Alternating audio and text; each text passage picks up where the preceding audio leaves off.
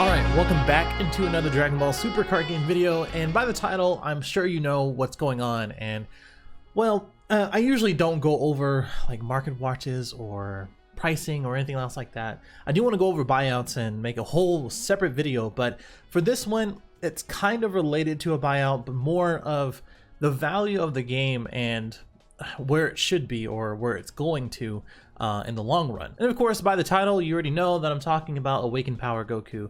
And a couple things have happened within the last couple weeks that has caused the not only this card, but also in the last month or two, all the other rare, super rare, hard to get cards in the previous sets. And I kind of want to talk about that and what the next steps are as far as value in the game and these kind of rarities go. Let me know what you think in the comments below before I start. Definitely subscribe if you are new, and if you are subscribed, definitely hit the bell. I think like 20% or something like that of you are subscribed with the bell, but help me out there. I think the first thing that kind of sparked interest into the Awakened Power Goku or the SCR Goku is the PSA article, basically. And if you didn't see it in the main Facebook group, or if you don't know about it at all, there was an article that went ahead and basically talked about all of the special rares and as well as Awakened Power Goku being PSA graded, and just saying like the artwork is amazing and is similar to all the Charizards and the Black Lotuses and things like that. And I think, you know, if you go through the article, which I'll link in the description below, you can kind of see where they're going with it. I wouldn't PSA grade this one, but cool, I guess. And he kind of went through all the card levels and explaining, you know, unopened boxes recently being sold for $600 to $700 and more and more. And you know, I've said it before as far as the secret rare Goku being kind of the trinity, or having a trinity of the reason of why it's so expensive and why it's so valuable. The first thing is, one is playable. It was the first printed card with Victory Strike on it, and that's a huge thing. Like, just swinging and you win, that's, come on, let's go.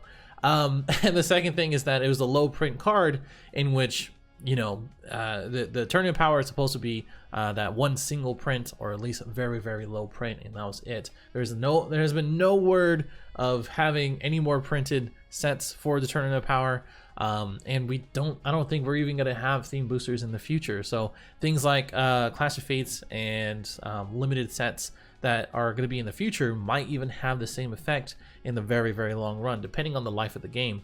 But even then, the third thing is that it's a huge collector item. Like, knowing those two things, it makes it a collector's item. And he's one of the most, I would say, like in the DBS show, one of the most influential characters or forms of a character, which is Goku, of course, that people can kind of pick up on a public and popular level, which is super, super important. Like, you need that hype, you need that recognition, and you need all of that for things to have value.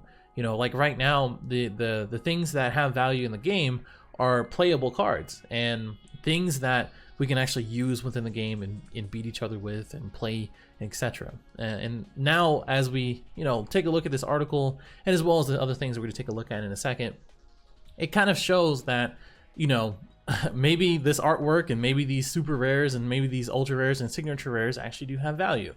And it's pretty crazy. You know, like, switching over to eBay, like, if you ever just, like, for those who don't know what PSA is, or I think Beckett, I think, is the other one, or, I mean, there's a couple other grading companies and things like that. They basically take the card and they make it into a sort of, they grade it to see what the quality is of that card, as in, do they have specs, do they have rips, do they have, like, things on the card that isn't like making it a mint card, like it isn't a perfect card, right? Now, the other thing is that they seal it and they just make it into this like glass type of thing.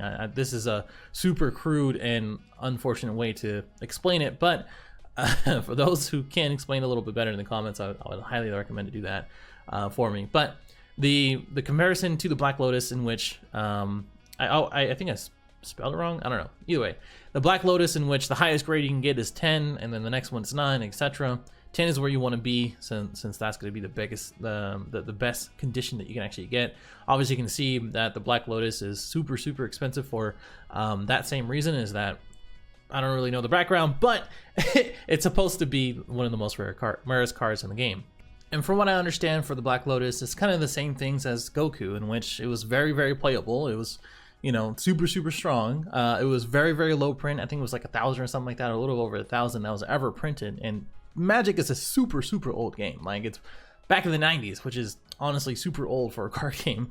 Just overall, just, you know, there's different versions in which, you know, have value, and I think those are all very, very big factors in which can be applied to Goku, which, you know, there's only one Goku, so there you go. Another thing is like the Shadowless Charizard, like the PSA Charizard. I think this is the one that you really want to get. There are other Shadowless PSA 10 Pokemon that you can actually get that would be valuable, and it's the same thing in which I think even the packs, the packs, since you can open them up a Charizard or any of the other cards that are valuable, can go for that much as well. So just comparing those things, there are value in collectors. Like, it's crazy, but it just happens.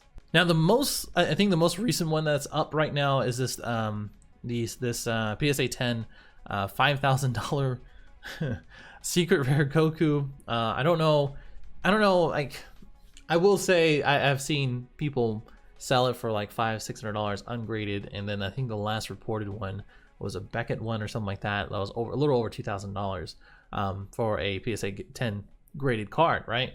And I don't think $10,000 is going to be the best price for this. I don't think anybody ever should pay $10,000, but I can't tell anybody not to pay that much, honestly. But if we look on the PSA website, where you can look at the population of how many are actually graded within the PSA grading system for Awakened Power here, you can actually see that there are 306 total with Gen Mint 10 of 223. I don't know what happened to these 64, but I guess the more that you actually get sent out to get graded, because it was a very playable card, people who were playing with it ended up probably having some sort of spec here and there or whatever that gave it that ding right there. I feel really bad for for the Gen Mint or the grade 4, but oh well. Just imagine just going into the population and being the only one with a grade 4. Like, you probably had to know that it was gonna be a 4. But anyway, 64 of them with only 223 in the world that was actually graded as a 10, which is pretty crazy. Same thing applies to the special rares out of the tournament set box. Now you also have to realize that the special rares are not only low print, but no longer in print, I would say.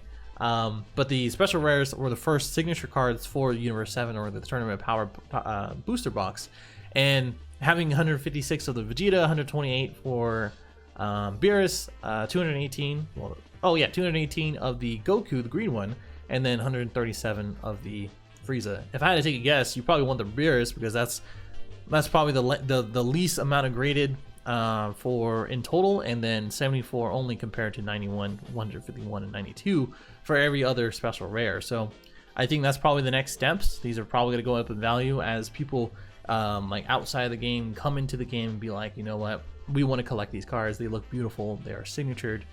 They're amazing, right? I think that's probably the logic that's going to happen. And then, of course, we have the current ones, or the other signature rares, which is out of set 6. I love the Gohan. I might even pick this one up. But if you can tell, or if you haven't been able to tell, I should say, is that these have been going up in price gradually within the last 6 months. Like even without the virus going on and no events and things like that. Like, I think these have been going up and up in price. Like, I've seen these like $40-$50, and now they're like, this one's hitting 100. This one's last price is 88, 120 over here, right? That's pretty crazy. Like, honestly, that's pretty crazy.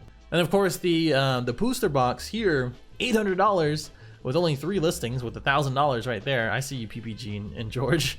I think this is pretty crazy to also see, but I wouldn't recommend it. I'm not trying to incite anything or not tell people to use their money anywhere, but I wouldn't really recommend trying to buy a booster box to pull any of these things, because that's just how the case works. Like, there's only so many things within a case. If you already pulled that thing in the case, you're not going to see it in another booster box. So this is probably just more of collectors and just having it as a collection item.